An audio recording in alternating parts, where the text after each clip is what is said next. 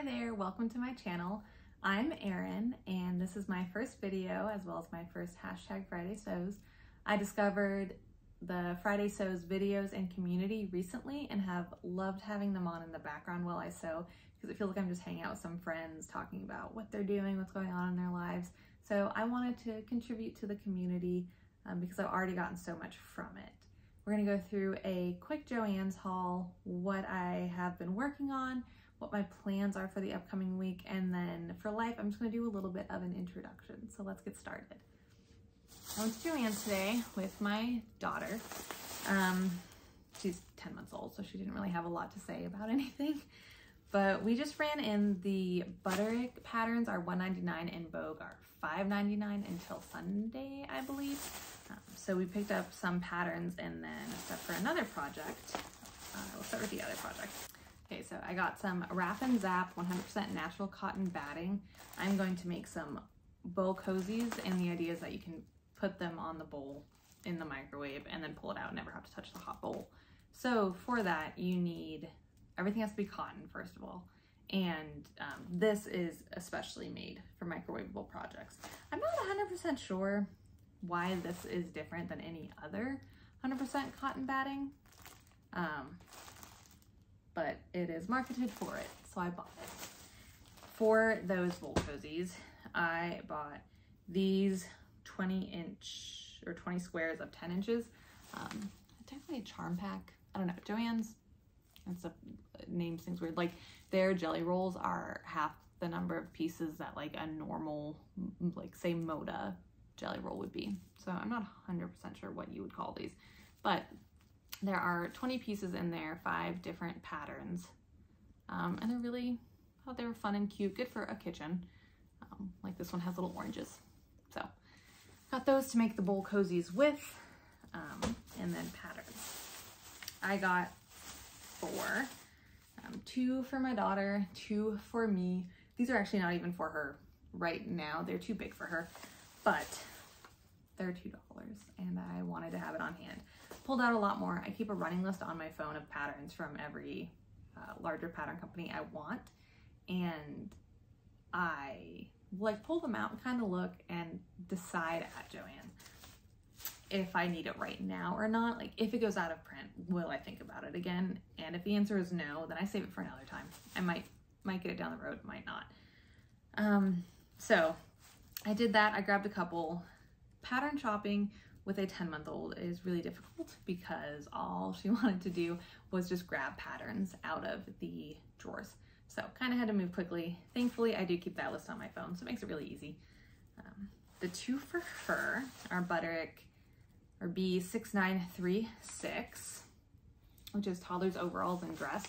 Like I said, these 2, she's not gonna fit in for a while. I have a fair number of baby patterns, so I'm not really concerned about buying anymore at this point.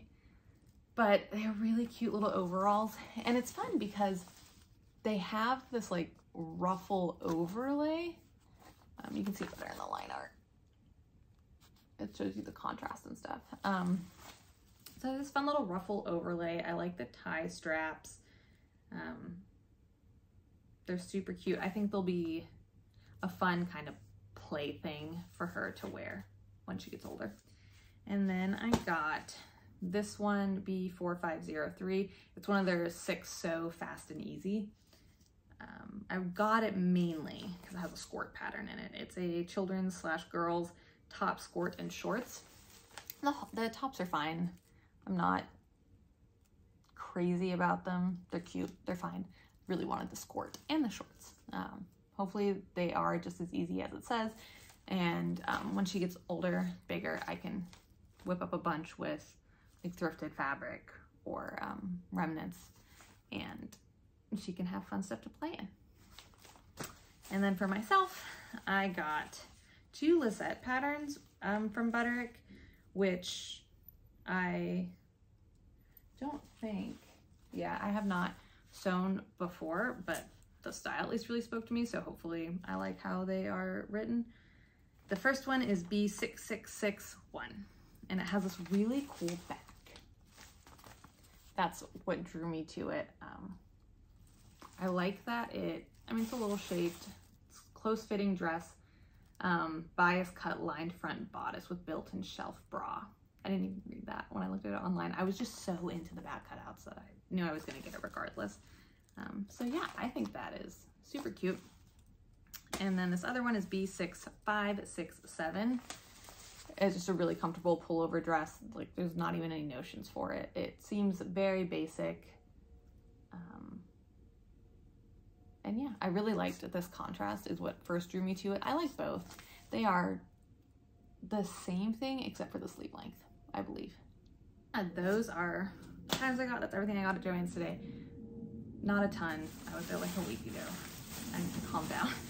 I like love when these patterns are on sale, but also they're kind of pretty regularly on sale, so I need to calm down. Okay, what I've been working on. First thing I completed was over Mother's Day weekend. Here in the US, I made this dress. It is Butterick 6554. This wrap dress. I did view A. It also has view C, which is not shown on the front. It's a halter.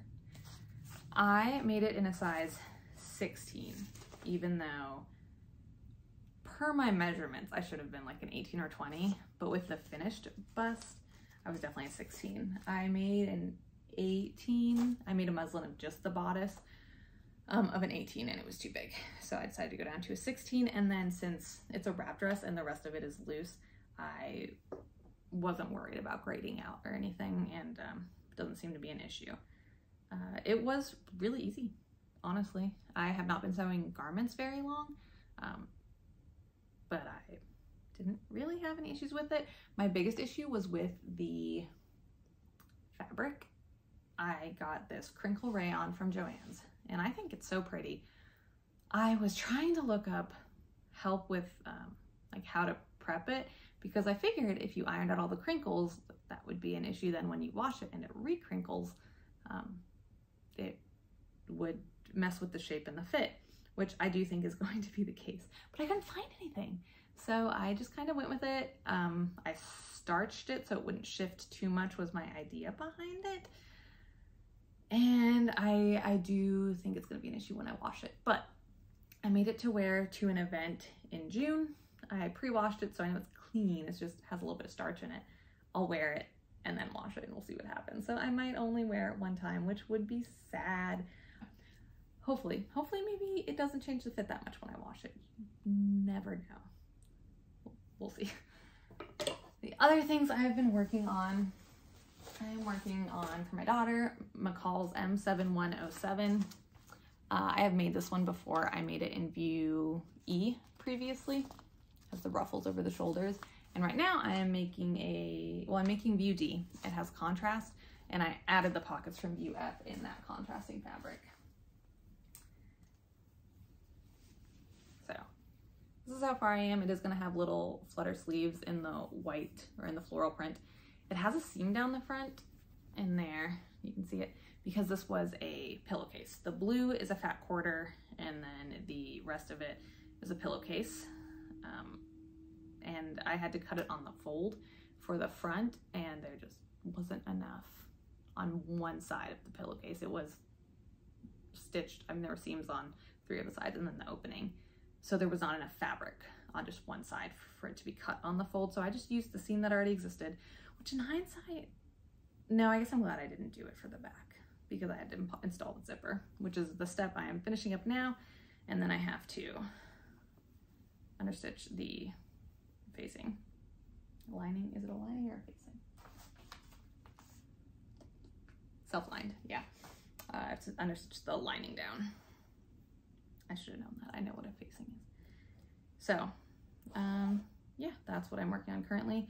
I am kind of whipping this together. I'm not being the most careful with it and most precise with it, because it was a pillowcase, and she's not gonna wear it a ton, and I don't care that much to be super precise. But also, when I was top stitching, or when I was putting the zipper in, I switched from blue thread to white thread, because apparently that's what I chose to care about on this project. So it is what it is. We all make weird decisions sometimes. Okay, I had to move my camera. Well, it fell, and then I had to reposition it.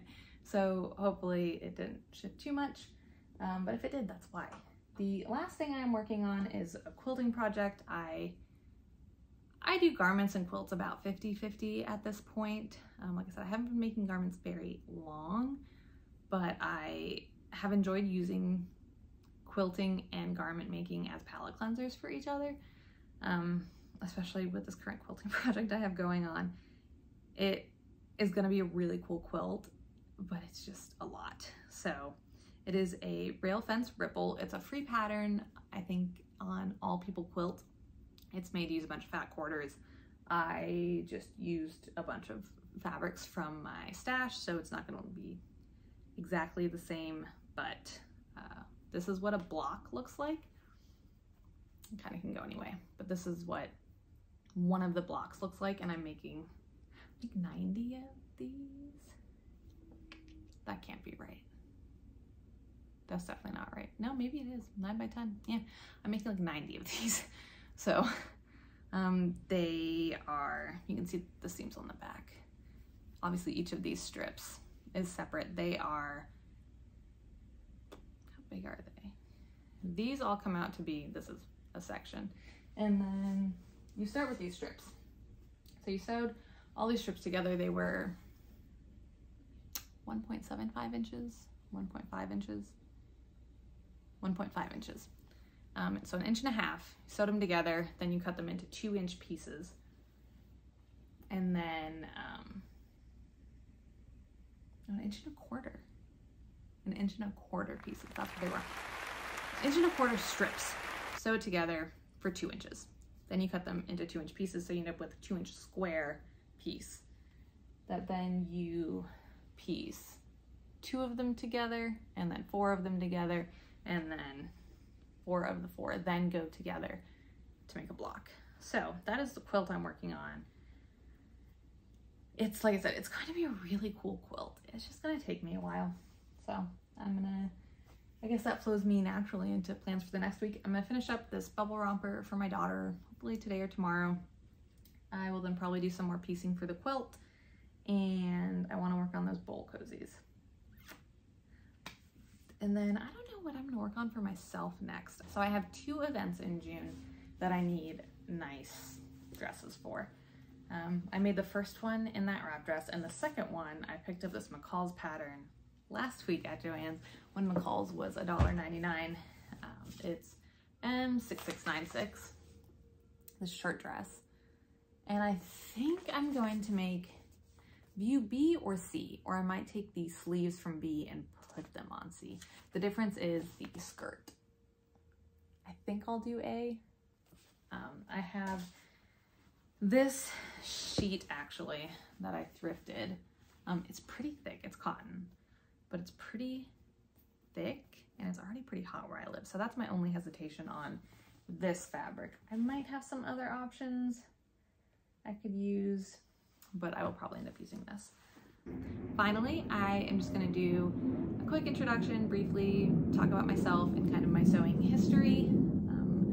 My name is Erin, like I said. I have a 10-month-old daughter named Brady, and then my husband's name is Adam, and we have a disgruntled old beagle named Copper. That's my little nuclear family, who I will probably mention kind of a lot.